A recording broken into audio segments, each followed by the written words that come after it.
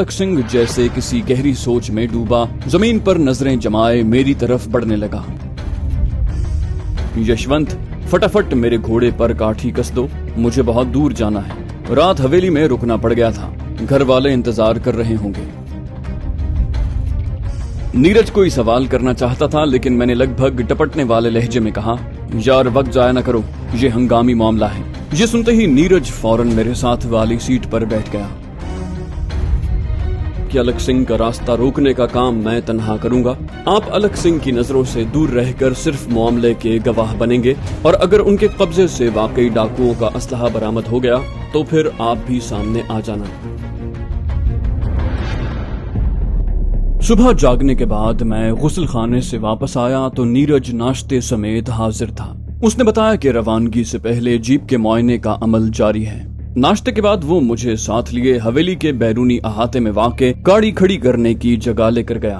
वहां मौजूद एक ड्राइवर ने बताया कि गाड़ी पूरी तरह फिटफाट हालत में सफर के लिए तैयार है। इसी दौरान मेरी नजर करीब ही एक छप्पड़ तले खड़े 4 घोड़ों पर पड़ी जो खुरली में मुंह डाले पेट भर रहे थे। मैंने उनसे नजरें हटाकर अपनी जीप की तरफ मुतवज्जे हुआ, लेकिन मेरे दिमाग के किसी गोशे में एक चिंगारी सी छूटी। वो हमसे 15-20 गज के फासले पर थे और चमकदार धूप में उनमें से एक सफेद और स्याह धब्बों वाली पशम वाला घोड़ा बिल्कुल साफ दिखाई दे रहा था। मैंने अपने जहन में उभरने वाले ख्याल को वहम करार देकर जहन से झटकना चाहा, लेकिन मेरी नजरों ने एक बार फिर सामने चारा खाने में मसरूफ चितकबरे घोड़े का बगौर जायजा लिया तो मुझे अपना शक यकीन में बदलता महसूस हुआ। उस घोड़े की स्याह गर्दन पर 2 छोटे बड़े गोल सफेद बाल इस अंदाज में नुमाया थे कि उन्हें देखकर किसी सफेद खरगोश का ख्याल आता। ये ख्याल हैरत अंगेज तौर पर उस संगीन सूरत हाल में भी मेरे जहन में उभरा था जब रात की तारीकी में उन दोनों डाकुओं ने अपने घोड़े जीप के सामने खड़े करके हमें रोका था और हेडलाइट्स की तेज रोशनी से बचने के लिए दोनों घोड़े रुख मोड़ कर खड़े हो गए थे। मैंने एक बार फिर चितकबरे घोड़े को देखा और नीरज को मुखातिब किया, यार ये बताओ क्या ये तमाम घोड़े हवेली वालों के हैं? नीरज ने मेरी बात हैरत से सुनी और कहा, हाँ जी, और किसके होंगे? तीनों घोड़े अमरदीप जी ने बड़े लाड से पाल कर बड़े किए हैं। इनके खाने पीने और देखभाल का बहुत ख्याल रखा जाता है। इनमें से एक को तो रेस में दौड़ाने की तैयारी की जा रही है। मैंने कदरे तेज लहजे में कहा, ओ भाई जरा गौर से देखो, वहाँ खुरली पर 3 नहीं 4 घोड़े मौजूद हैं। मेरी बात सुनकर उसने गालिबन पहली बार तवज्जो से घोड़ों को देखा, फिर कदरे हैरानी से कहा, आप बिल्कुल ठीक कह रहे हैं, लेकिन इनमें से 3 घोड़े हैं अमरदीप जी के। ये चौथा डब खड़ब्बा चितकबरा घोड़ा तो मैंने पहली बार इस हवेली में देखा है। मैंने मुस्तरिब लहजे में कहा, मैं इसी चितकबरे घोड़े का पूछना चाहता हूँ, पता करो कि इसे कौन यहाँ लाया है। मेरा मतलब है कि इसका मालिक कौन है। उसने इस बात में गर्दन हिलाई, बोला, साइस शायद मुलाजिमों वाले हिस्से में खाना खाने गया है। आप 1 मिनट रुके, मैं अभी उससे पूछ कर आता हूँ। मैंने कहा, सुनो, उसे अलग ले जाकर राजदारी से पूछना, किसी और के कानों में ये बात न पड़ने पाए, और चुपचाप आकर मुझे बता दो। उसने मेरी हिदायत पर भी हर्फ ब हर्फ अमल करने का वादा किया। मैं उसे हवेली की तरफ बढ़ते देखता रहा, हत्ता कि वो हवेली के पहलू वाले रास्ते पर मुड़कर नजरों से ओझल हो गया। तभी मैंने हवेली के दरवाजे में से पहले अमरदीप और उसके पीछे पीछे अलक सिंह को निकलते देखा। अमरदीप ने गले लगाकर फुफ्फा को रुखसत किया और हवेली में वापस चला गया, जबकि अलक सिंह जैसे किसी गहरी सोच में डूबा जमीन पर नजरें जमाए मेरी तरफ बढ़ने लगा। उसने यकीनन मुझे नहीं देखा था और मैं उसकी नजरों में आकर मजबूरन उससे बातें करने और उसके फजूल सवालात का जवाब देने के मूड में नहीं था। चुनाचे मैंने तेजी से पीछे हटते हुए खुद को जीप की आड़ में छुपा लिया। मैं ये समझने की कोशिश कर रहा था कि बड़े फाटक की तरफ जाने की बजाय वो इस तरफ क्यों आ रहा है। तभी मैंने नीरज और हुलिये से मामूली मुलाजिम नजर आने वाले एक शख्स को हवेली के बगली रास्ते से नमूदार होते देखा। उन दोनों की रफ्तार निस्बतन तेज थी, लिहाजा वो अलक सिंह से पहले मेरे करीब पहुंच गए। ये अलग बात है कि जीप की आड़ में होने की वजह से मैं उन्हें दिखाई न दिया। इस असना में अलक सिंह ने भी उन्हें देख लिया था। उसने 15-20 गज दूर से ही आवाज लगाकर साइस को हुक्म दिया, यशवंत, फटाफट मेरे घोड़े पर काठी कस दो, मुझे बहुत दूर जाना है। रात हवेली में रुकना पड़ गया था, घर वाले इंतजार कर रहे होंगे। अलक सिंह की जबान से निकलने वाले अल्फाज सुनकर मेरे दिमाग में धमाका सा हुआ। उस घटिया शख्स के हवाले से दिल में सख्त मुखासमत के जज्बात होने के बावजूद ये इतना गैर मुतवक्के था कि मैं चंद लम्हों के लिए सुन होकर रह गया। करीब था कि मैं अपनी इस अबतर जहनी कैफियत के नतीजे में अलक सिंह की नजरों में आ जाता, लेकिन मैंने अपने आप को बर वक्त संभाल लिया और उसके आगे बढ़ने के जाविये के साथ अपनी जगह बदल ली। अलग सिंह का ऑर्डर सुनकर साइस ने आजिजी से कहा कि बस 2 मिनट में घोड़ा सवारी के लिए तैयार हो जाएगा। अलग सिंह ने बदस्तूर हाकिमाना लहजे में कहा, ठीक है, लेकिन 2 मिनट से ज्यादा नहीं लगने चाहिए, समझे। उसका हुक्म सुनकर साइस ने घोड़े को खोली से हटाकर साइबान के सुतून से बांधा और घोड़े को झटपट साजो सामान से आरास्ता कर दिया। उसके साथ ही अलग सिंह ने अगला हुक्म सादिर किया, घोड़ों की खुराक वाली कोठरी खोलो। साइस ने उसकी बात सुनकर हैरानी से कहा, खैरियत तो है सरकार, क्या घोड़े के लिए खुराक साथ ले जानी है? अलग सिंह ने बरहम लहजे में कहा, सवाल जवाब न करो, जो कहा है वो करो। डांट खाने के बाद साइस ने सामने मौजूद नीम पुख्ता कोठरी का दरवाजा खोलने में देर न लगाई। मेरे देखते देखते अलग सिंह कोठरी में दाखिल हुआ। चंद लम्हों के बाद वो दरवाजे से बरामद हुआ तो उसने एक लंबूतरा सा बंडल उठा रखा था। मैंने चौंक कर बगौर जायजा लिया। 3 फुट के करीब लंबाई वाले नामालूम सामान का वो बंडल दरअसल एक मोटे कंबल पर मजबूती से रस्सी लपेट कर बनाया गया था। उस बंडल का वजन ज्यादा नहीं था, क्योंकि मुनहनी से अलग सिंह ने उसे एक हाथ में बाआसानी उठा रखा था। साइस की हैरानी ये साबित करने के लिए काफी थी कि घोड़े की खुराक वाली कोठरी उसकी अमलदारी में होने के बावजूद वो उस बंडल की मौजूदगी से लाइल्म था। उसकी हैरत नजरअंदाज करते हुए अलग सिंह ने हुक्म सादिर किया कि ये सामान काठी के साथ बांध दिया जाए। इस काम में नीरज ने भी साइस की मदद की। उसके बाद अलग सिंह ने रुखसत होने में देर न लगाई। उसके बड़े फाटक से निकलने तक मेरी नजरें उसी पर जमी रहीं। इस दौरान में मेरे दिमाग में अजीब हलचल मची रही थी। वैसे तो उस घोड़े की अलग सिंह की तहवील में मौजूदगी ही मेरे दिमाग में शुकुक व शुबहात का जंगल उगाने के लिए काफी थी, लेकिन उस अजीबो गरीब बंडल ने तो मेरे लिए गौर व फिक्र की नई राहें खोल दी। मुझे लगा कि मैं उस उलझे हुए मामले की गुत्थी पूरी तरह खोलने के करीब पहुंच गया हूँ। जंजीर के जोड़ बज़ाहिर आपस में पूरी तरह बैठ रहे थे। मैं नहीं जानता था कि अलग सिंह जराइम पेशा जहन या पस मंजर का हामिल था या नहीं, लेकिन खुद अमरदीप उसकी बदनीयती और दौलत की हवस से नालां था।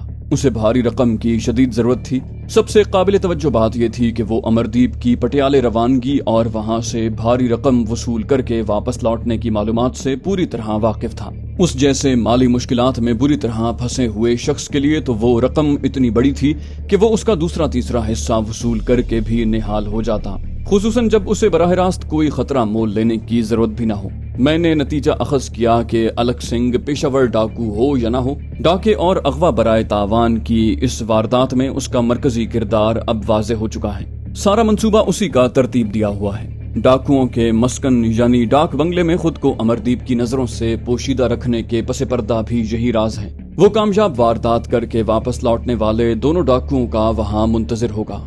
अगर उसका अंदाजा दुरुस्त साबित होता, यानी डाकुओं की जोड़ी अमरदीप से 30-40 हजार रुपए लूट कर डाक बंगले वापस पहुंचती तो ये अपने हिस्से का माल समेट कर चुपचाप गायब हो जाता और उस वारदात में उसके बतौर मंसूबा साज शिरकत के किसी को कानो कान खबर न होती।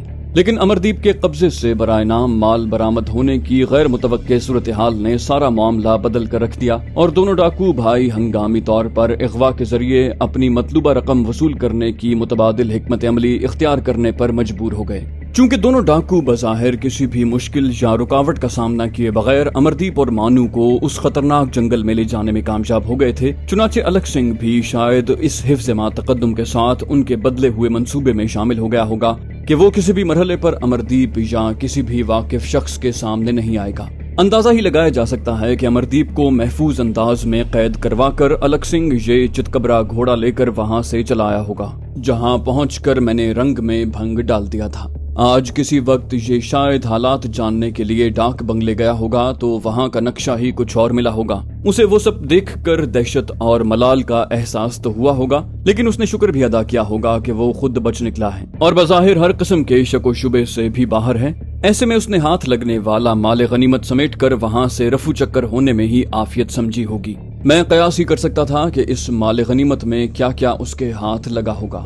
एक तो ये घोड़ा है, उसके अलावा शायद दोनों मुर्दा डाकुओं के कब्जे में मौजूद शॉटगन और रिवॉल्वर। उस कंबल में शायद वही हथियार लिपटे गए होंगे। अमरदीप से छीने गए चंद हजार रुपए शायद ये तीनों पहले ही आपस में बांट चुके हों, लेकिन उस गलीज इंसान से कोई बैद नहीं कि उसने दोनों की लाशों की तलाशी लेकर उनके हिस्से में आई हुई रकम भी अपने कब्जे में ले ली हो। मैं जैसे जैसे गौर कर रहा था, अपने अंदाजों की दुरुस्तगी पर मेरा यकीन पुख्ता से पुख्ता तर होता चला जा रहा था। सारे रोग का जड़ ये घर का भेदी आस्तीन का सांप अलग सिंह ही है। लेकिन मुझे ये भी इतराक था कि अगर उस शैतान को फौरी तौर पर गर्दन से न पकड़ा गया तो ये इन हथियारों और किसी दीगर मुमकिना सबूतों को गतरबूद करके मासूम बन जाएगा और मेरे अखज़ किए हुए ये सारे नताइज महज बहतान की हैसियत इख्तियार कर जाएंगे। बिलाशुबा वो चितकबरा घोड़ा एक ठोस सबूत था, लेकिन मेरे लिए ये साबित करना बेहद दुश्वार होता कि ये वही घोड़ा है जिसे इस वारदात में इस्तेमाल किया गया है। मैंने फैसले पर पहुंचने में देर न लगाई।